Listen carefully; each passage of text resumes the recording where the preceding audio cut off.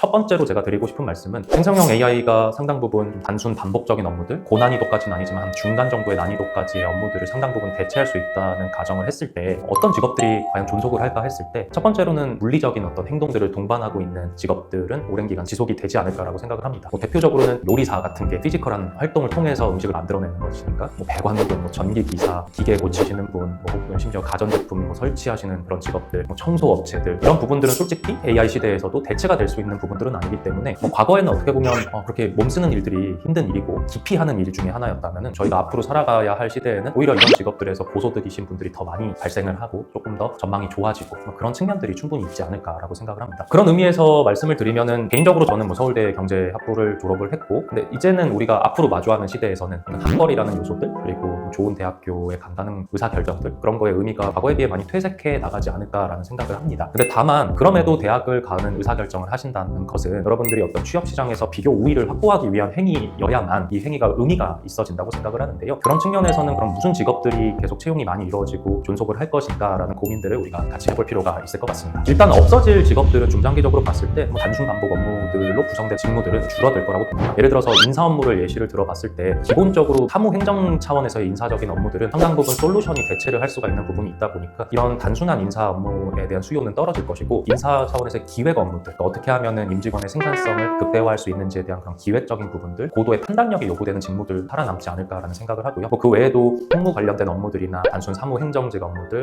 매출이나 이런 데이터들을 관리하는 영업 지원직 업무들 이런 업무들은 사실 중장기적으로 좀 사라질 가능성이 높다고 보실 수가 있겠습니다. 그거 외에도 이제 여러분들이 봤을 때 물론 요새 AI 시대다 하면서 데이터 관련된 자격증, 교육 수료 이런 것들을 많이 하시긴 하나 저난이도 개발이나 테스트 업무들, 코드 리뷰를 해야 되는 이런 업무들은 지금부터도 사실 많이 없는 상황이고요. 일단 키워드들이 몇 개 있는 것 같습니다. 비정형 판단 능력이 요구되는 직무들, 고도의 기획 능력이 요구되는 직무들, 법적인 리스크와 준법 사항과 관련된 것, 그리고 현장형 경험이 필요한 직무들 이런 직무들은 오랜 기간 존속할 가능성이 높다라고 생각을 하셔야 되겠습니다. 기본적으로 비정형 판단이라는 것은 데이터로만 어떻게 판단을 내리고 의사결정을 할 수 없는 영역들이겠죠. 그래서 전략 기획과 관련된 직무들이나 그리고 프로젝트 매니저 그리고 서비스 기획 이런 업무들 기획적인 요소들이 많이 포함된 직무들은 오랜 기간 존속을 할 가능성이 높고요. 해당 직무를 하고자 하신다면 전공적인 것들은 다양한 전공이어도 상관이 없겠지만 기본적으로 프로젝트 경험들을 많이 쌓으시는 게 필요할 것 같아요. 실제 취업 현장에서도 면접에서도 프로젝트 경험을 통해서 어떤 식으로 기획 능력을 함양하고 있는지 이런 것들을 검증을 많이 하다 보니까 학교 생활 열심히 하시는 것도 중요하지만 여러 가지 대외 활동이나 공모전 같은 거 많이 참여해 보시면서 프로젝트에 대한 경험들을 많이 추가해 주시는 거 그런 것들을 좀 추천을 드리도록 하겠습니다. 현장 기반 업무들은 생산과 관련된 직무들이라고 볼 수가 있겠는데요. 크게 봐서 생산과 직접적으로 관련이 있는 건 아니더라도 연구개발 같은 업무까지도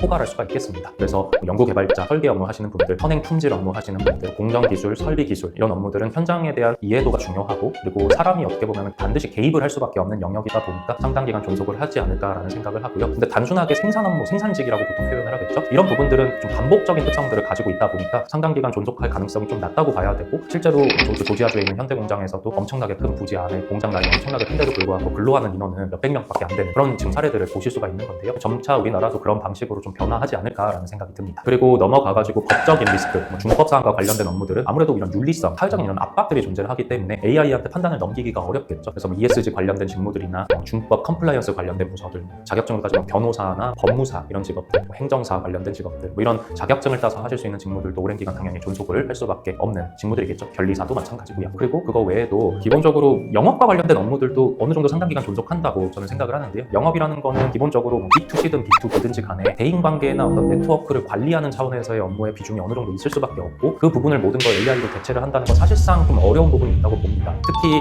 고객처 입장에서는 어떤 문제 소요가 생겼을 때 그랬을 때는 사람을 통해서 어떤 해결을 받고 그리고 대응을 받기를 원하지 모든 걸 챗봇을 통해서 해결을 받기를 원하는 것은 아니기 때문에 이런 부분에서는 영업선을 관리하는 그런 해외 영업 직무나 그리고 심지어 B2C 단의 영업 업무들은 오랜 기간 존속을 할 수밖에 없지 않나라고 생각이 듭니다. 그래서 이런 직무들도 오랜 기간 존속할 가능성이 높으니까 만약에 내가 B2B 단의 해외 영업 업무를 하고 싶다고 가정을 하시면 무역 관련된 지식들을 좀 보여줄 수 있는 무역 영어 자격증이나 무역 관리사, 보세사, 관세사 이런 여러 가지 자격증들에 도전해보는 것도 좋은 시도가 될 수 있을 것 같습니다.